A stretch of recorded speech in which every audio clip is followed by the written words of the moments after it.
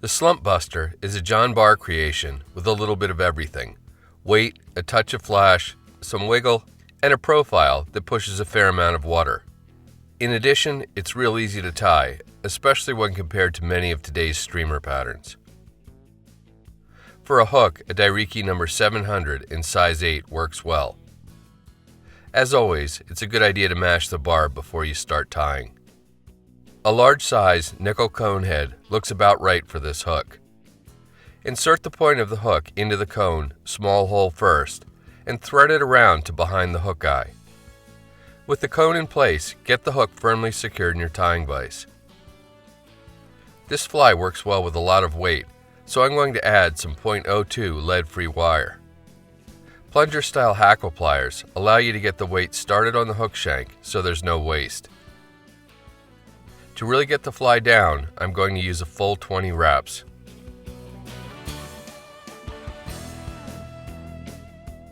To stabilize things, apply a liberal drop or two of your favorite adhesive to the hook shank and wraps before sliding the wraps forward to pin the cone against the hook eye.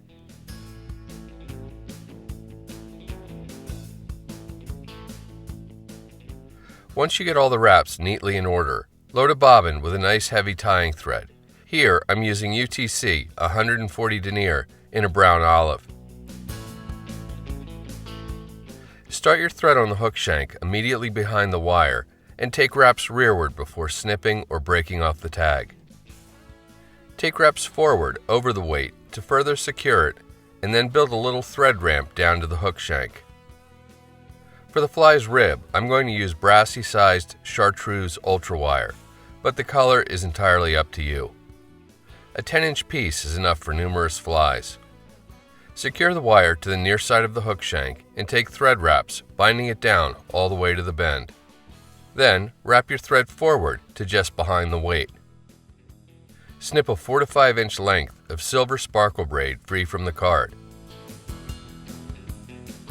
Secure one end of it at the tie-in point and take wraps rearward to the bend, and then forward all the way back up to the edge of the cone. Although not essential, a little adhesive applied to saturate the thread wraps can't hurt in terms of durability.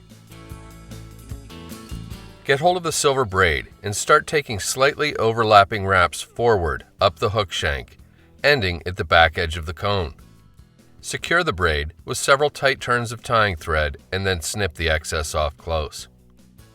The final ingredient for this fly is a pine-squirrel Zonker strip. Here I'm using chartreuse, but they come in a wide range of colors. Get hold of the butt end of the strip and remove a small amount of fur to expose the bare hide. Push the hide up into the cone on top of the hook shank and take thread wraps to secure it. Really bind it down well, as you don't want the strip pulling free.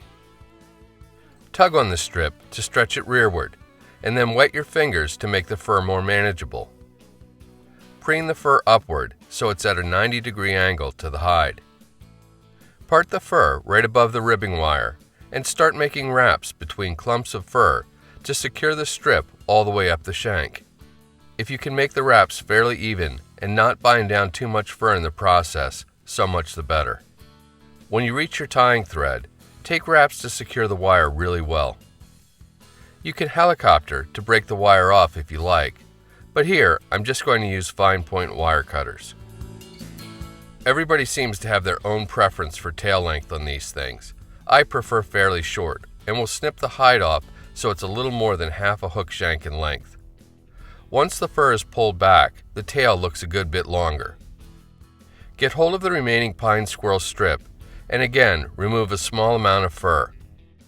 Secure it to the hook shank just as you did the previous strip, then start making wraps so the hide is wrapped around the hook and the fur is swept back. I like to really pack the wraps in behind the cone so there's no space left between the two.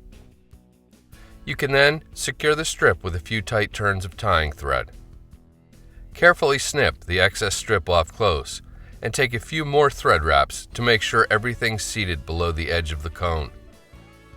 Do a 5 or 6 turn whip finish and snip or cut your tying thread free.